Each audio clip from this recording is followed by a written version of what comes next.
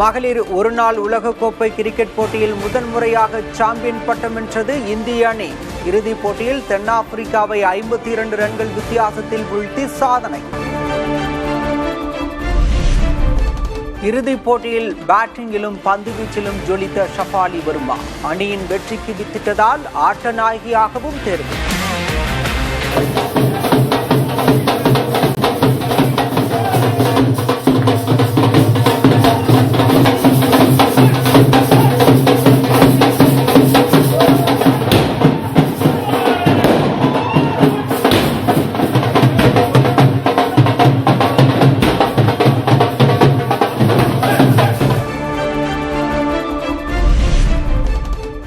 தொடர் முழுவதும் சிறப்பாக செயல்பட்ட தீப்தி சர்மா தொடர் நாயகி விருதை வென்றார். இறுதிப் போட்டியில் 5 விக்கெட்டுகளை வீழ்த்தி வெற்றிக்கு முக்கிய பங்கு வகித்தார்.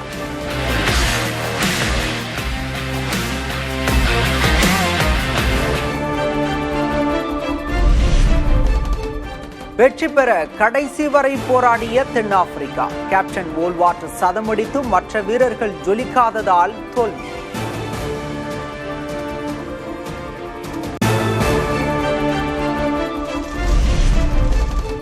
இந்திய மகளிர் அணியின் வெற்றியை உற்சாகமாக கொண்டாடிய ரசிகர்கள் நள்ளிரவில் ஆட்டம் பாட்டத்துடன் பட்டாசுகள் வெடித்து ஆரவாரம்.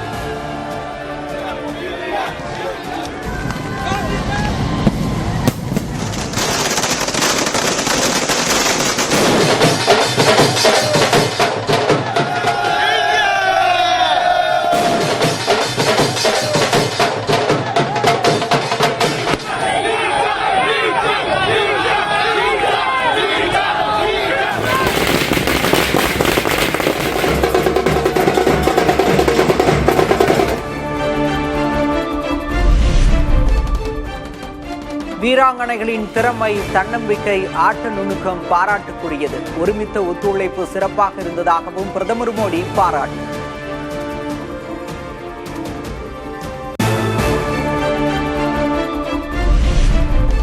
அடுத்தடுத்த தலைமுறை வீரர்களை ஊக்குவிக்கும் வெற்றி என முதல்வர் ஸ்டாலின் வாழ்த்து. எடப்பாடி பழனிசாமி, அன்புமணி, அண்ணாமலை உள்ளிட்ட தலைவர்களும் பாராட்டு.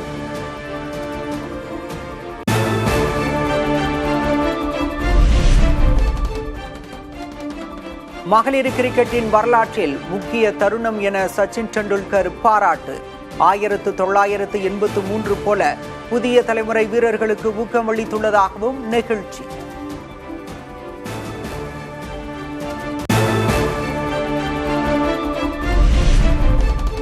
கடற்படை ராணுவ பயன்பாட்டுக்கான செயற்கைக்கோளுடன் விண்ணில் பாய்ந்தது LVM-3 ராக்கெட். CMS-3 செயற்கைக்கோள் வெற்றிகரமாக புவிவட்ட பாதையில் நிலைநிறுத்தப்பட்டதாக இஸ்ரோ அறிவிப்பு. Boosters सामान्य निष्पादन करते. S200 motors ignited plus 5 seconds.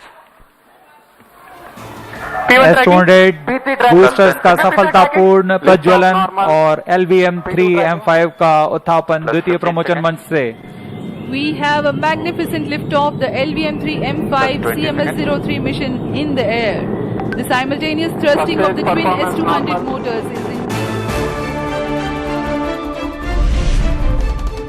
குலசேகரப்பட்டினத்தில் இன்னும் 15 மாதங்களில் விண்வெளி ஏவுதளம் அமைக்கும் பணிகள் நிறைவடையும். இஸ்ரோ தலைவர் நாராயணன் புதிய தலைமுறைக்கு தகவல்.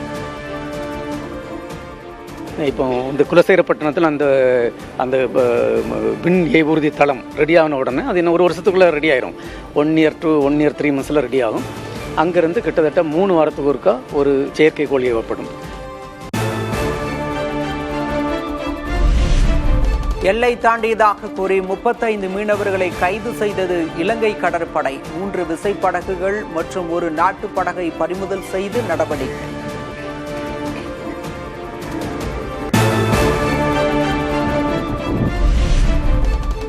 வாக்காளர் பட்டியல் சிறப்பு திருத்த பணிகளை நிறுத்தி வைக்காவிட்டால் உச்சநீதிமன்றத்தில் வழக்கு தொடரப்படும். திமுக தலைவர் மு.க. ஸ்டாலின் தலைமையில் நடந்த அனைத்து கட்சி கூட்டத்தில் தீர்மானம் நிறைவேற்றம்.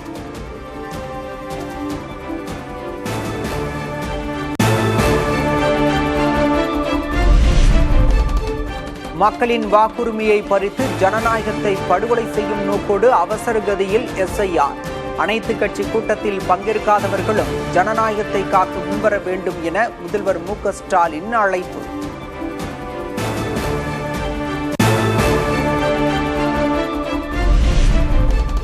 திமுக தலைமையில் நடந்த வாக்காளர் பட்டியல் சிறப்பு திருத்தத்திற்கு எதிரான அனைத்து கட்சி கூட்டம். திமுக கூட்டணி கட்சிகள் உட்பட 40க்கும் மேற்பட்ட அரசியல் கட்சியைச் சேர்ந்தவர்கள் பங்கேற்று ஆலோசனை.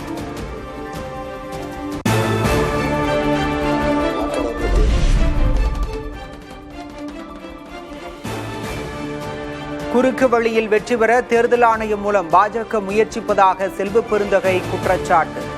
ஜனநாயகத்தின் ஆணிவேரை அறுக்க மத்திய அரசின் தூண்டுதல் பேரில் தேர்தல் ஆணையம் முயற்சிப்பதாக வைகோ கண்டனம். நியாயமாக சுதந்திரமாக ஜனநாயக அடிப்படையில் வெற்றி பெற முடியாது என்பதால் குறுக்கு வழியில் எப்படியெல்லாம் தேர்தல் ஆணையத்தை பயன்படுத்தி வெற்றி பெறலாம் என்று பாஜக முயற்சி செய்து கொண்டிருக்கிறது.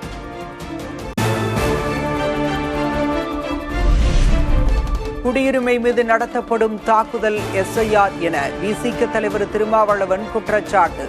என்ஆர்சி எனப்படும் குடியுரிமை பதிவேட்டை நடைமுறைப்படுத்த முயற்சி நடப்பதாக கண்டனம். குடியுரிமையை குறிவைத்து நிகழ்த்தப்படுகிற ஒரு தாக்குதல் அல்ல, குடியுரிமையை குறிவைத்து நடத்தப்படுகிற ஒரு தாக்குதல். இந்த அரசியல் புரிதல் நமக்கு தேவை. வாக்காளர் பட்டியல் சிறப்பு திருத்த பணிகளில் அவசரம் காட்டுவது ஏன் என மக்கள் நீதி மய்யம் தலைவர் கமல்ஹாசன் கேள்வி. நடுநிலைமையுடன் செயல்படுவதை தேர்தல் ஆணையம் நிரூபிக்க வேண்டும் எனவும் வலியுறுத்தல். வாக்காளர் பட்டியல் சரிபார்க்கப்பட வேண்டிய அவசியம்தான். ஆனால் சிறப்பு தீவிர வாக்காளர் திருத்தம் ஏன் இவ்வளவு அவசரமாக செயல்படுத்தப்படுகிறது?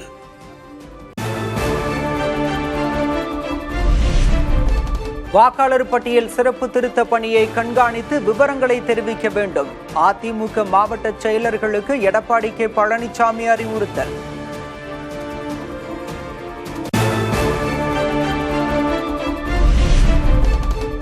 எஸ்ஐஆரில் என்ன தவறு நடந்துவிடும் என திமுக அஞ்சுகிறது. அமமுக பொதுச் செயலர் டிடிவி தினகரன் கேள்வி. பயப்பட வேண்டிய அவசியமே இல்லை. இதை எக்ஸிக்யூட் பண்ண போறதே தமிழ்நாட்டில் உள்ள அரசு ஊழியர்கள். அதனாலதான் நாங்கள் அந்த கூட்டத்துக்கு போல.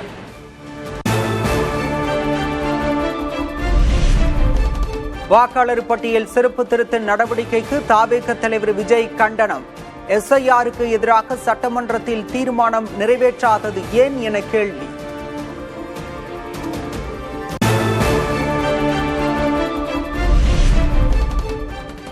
கரூர் கூட்ட நெரிசல் வழக்கில் சிபிஐக்கும் தமிழக அரசுக்கும் இடையே ஒருங்கிணைப்பு அதிகாரி நியமனம். உள்துறை செயலர் தீரஜ்குமார் ஒருங்கிணைப்பு அதிகாரியாக செயல்படுவார் என அறிவிப்பு.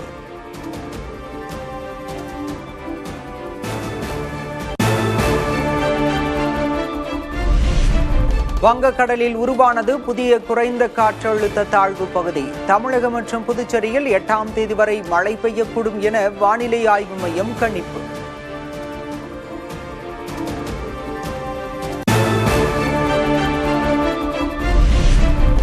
பீகார் தேர்தலில் வன்முறைக்கு இடமில்லை என தலைமை தேர்தல் ஆணையர் ஞானேஷ்குமார் திட்டவட்டம்.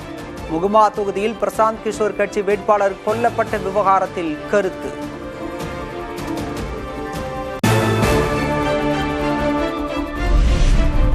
பீகாரில் மின்கம்பியில் துணி காயப்படும் அளவுக்கு இருந்த மோசமான நிலைமையை மாற்றினோம்.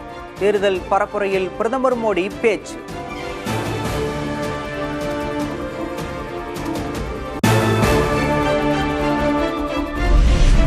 பிரதமர் மோடியை அம்பானியும் அதானியும் ரிமோட் கண்ட்ரோல் மூலம் இயக்குகின்றனர். பீகார் தேர்தல் பரப்புரையில் ராகுல் காந்தி விமர்சனம்.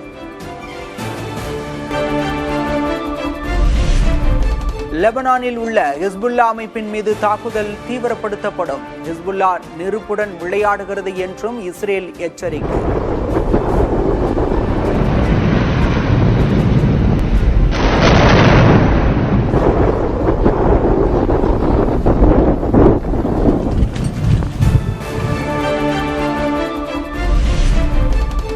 காசாவில் போர் நிறுத்த ஒப்பந்தத்தை மீறி இஸ்ரேல் நடத்திய தாக்குதலில் இதுவரை 300க்கும் மேற்பட்டோர் உயிரிழப்பு. குண்டு சத்தத்திலிருந்து எப்போது தீர்வு கிடைக்கும் என பாலஸ்தீன மக்கள் கண்ணீருடன் எதிர்பார்ப்பு.